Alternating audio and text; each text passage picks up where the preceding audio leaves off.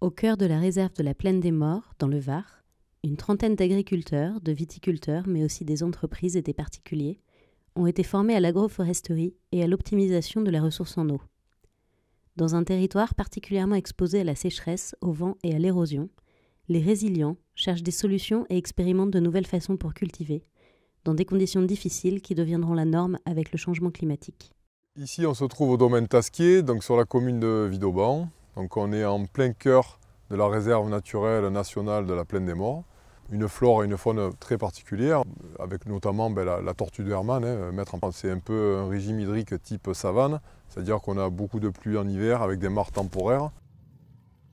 Ici, on est en bas de la parcelle et on voit bien que l'eau part de la partie haute ici pour venir vers ici, et on voit un peu des zones d'érosion, on voit bien.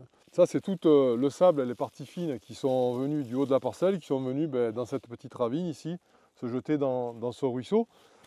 Et on voit bien que toute cette bande qui est là, en fait, c'est tout le sable de la parcelle, tout le potentiel, toute la richesse, tout le capital de la parcelle qui est venu dans la rivière, en fait. On met des principes en place, donc les sols couverts qui sont semés au printemps pour maintenir le sol, améliorer la fertilité, retenir l'eau, c'est-à-dire organiser le sol verticalement et plus horizontalement. Là, on a notre mélange qui est composé à peu près de 40% de graminées. Ensuite, on a des légumineuses donc, qui vont venir enrichir le sol en azote. Donc là, par exemple, on a du pois fourragé. Donc l'idée, c'est vraiment de faire une grosse biomasse. Après, la deuxième chose sur le domaine qu'on a mis en place, c'est de l'agroforesterie, donc remettre l'arbre au sein des cultures. Derrière moi, vous voyez une double haie qui a été plantée, qui fait 120 mètres. Voilà. Là, avec un aspect vraiment biodiversité, puisqu'on est au cœur de la réserve. Mettre en place des corridors pour la tortue, pour la faune, pour la flore. Voilà. On est aux abords de la parcelle et on a travaillé avec une autre technique de l'agroforesterie qui est la régénération naturelle assistée. C'est-à-dire qu'on va prendre en compte les éléments qui sont déjà présents sur la parcelle et on va venir regarnir les trous. C'est-à-dire qu'on va replanter dans les trous, comme là par exemple, quelques essences. Donc là on a par exemple de l'aubépine et des mûriers. Et puis on va garder les végétaux qui sont présents. Donc là on a beaucoup de chênes, un peu de saule. Et en fait on a réalisé des trognes. Donc la trogne c'est l'arbre paysan par excellence. Et c'est lui, en fait on va venir par cette technique de taille, de trognage, on va venir réguler en fait, les arbres et éviter la concurrence avec la culture. Il y a eu des pratiques agricoles, industrielles, chimiques, techniques qui ont abîmé les écosystèmes, abîmé les grands cycles du vivant, du fait des activités humaines. L'intention des agriculteurs n'était pas de détruire les sols. L'intention était de produire pour nourrir. Et c'est ça qu'on leur a demandé. C'est pas réinventer de nouvelles pratiques, non, c'est juste revenir à des pratiques qui ne sont pas basées sur nous, mais qui sont basées sur comment on adapte nos pratiques par rapport au cycle du vivant. Et donc, comment est-ce qu'on contribue à régénérer les cycles du vivant? On remet juste du bon sens paysan. À la base de ce projet, on se rend compte que tout autour de la parcelle, on est dans un spot de biodiversité. Et quand on rentrait dans la parcelle, c'était un désert. L'idée, c'est de refaire rentrer la vie au milieu de la culture. Il y a un maillage aussi transversal, il y a un maillage sur le rang, et il y a des haies tout autour de la parcelle. Tout ce maillage va venir enrichir le champ mycorhizien de la parcelle et va venir recréer en fait, de l'information, va faire remonter de l'eau, on va faire remonter des éléments minéraux, ramener de la vie au sein de la culture. L'arbre et les couverts végétaux ont un rôle majeur pour relancer le cycle de l'eau et faire pleuvoir. La pluie, c'est comme la poule et l'œuf. Là, c'est un petit peu pareil. D'où vient la pluie, d'où vient l'eau, c'est un cycle. Donc pour que ces cycles soient maintenus et continus, il ne faut pas le couper. Il y a 100 ans, on était sur une agriculture qui était plus vivrière, où on produisait in situ de l'huile, des céréales pour faire de la farine, des fruits, des légumes et puis un peu de vigne.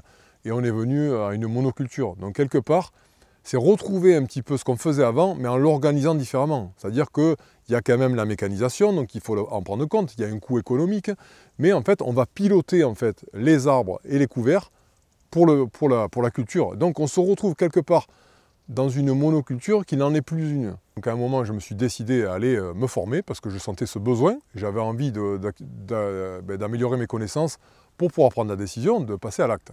Donc une fois que je me suis formé, Bon, j'ai été convaincu de ce passage et j'ai été accompagné par des experts. Donc en fait, c'est ce qui a motivé aussi après l'engagement aussi. Donc une fois que la prise de risque est mesurée, puisqu'on est rassuré parce qu'il y a des experts qui nous accompagnent, on met en place le projet et ça se fait naturellement.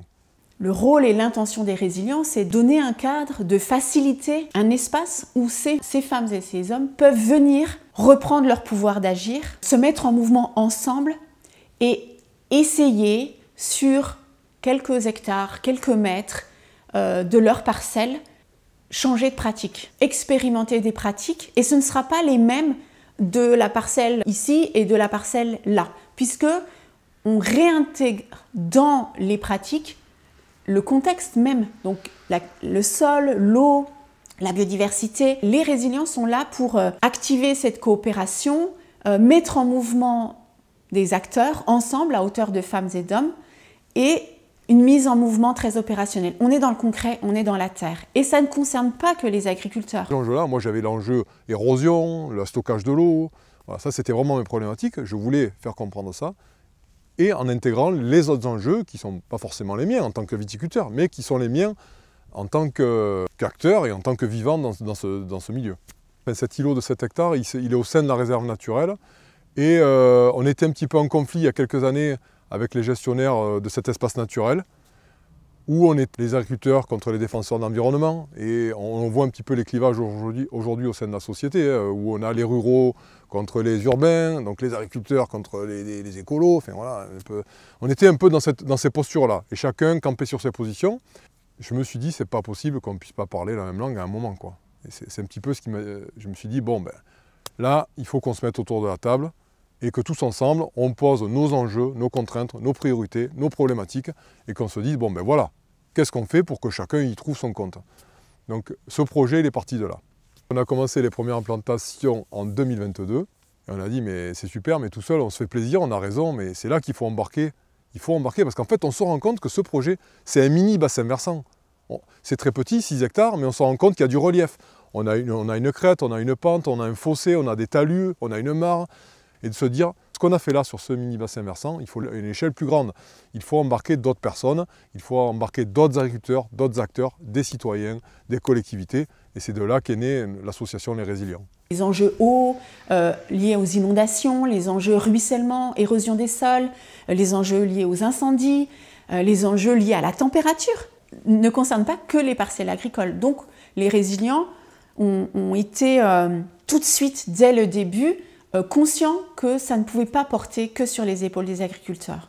Et donc, la dynamique est bien d'aller chercher les citoyens, les enfants, les institutions publiques, les écoles, les centres de formation, les artisans, les commerçants, les entreprises, les collectivités, pour créer une dynamique de résilience économique territoriale.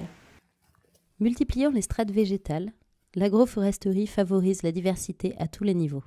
Cela participe à l'entretien du capital sol, mais c'est aussi une garantie de refuge et des corridors pour la biodiversité. La réserve de la Plaine des Morts abrite une espèce méditerranéenne rare, unique en France métropolitaine et menacée à l'échelle mondiale. Il s'agit de l'emblématique tortue d'Hermann. Cet adepte des climats cléments se plaît particulièrement dans ce paysage mosaïque qui alterne garrigues, maquis, cultures ou forêts de chênes-lièges. L'action des résilients, tout en réduisant la pollution des cours d'eau et en favorisant le stockage de l'eau dans leur sol, crée un habitat propice à notre petit ami. Vous voyez ? Quand on s'y met ensemble, ça coule de source.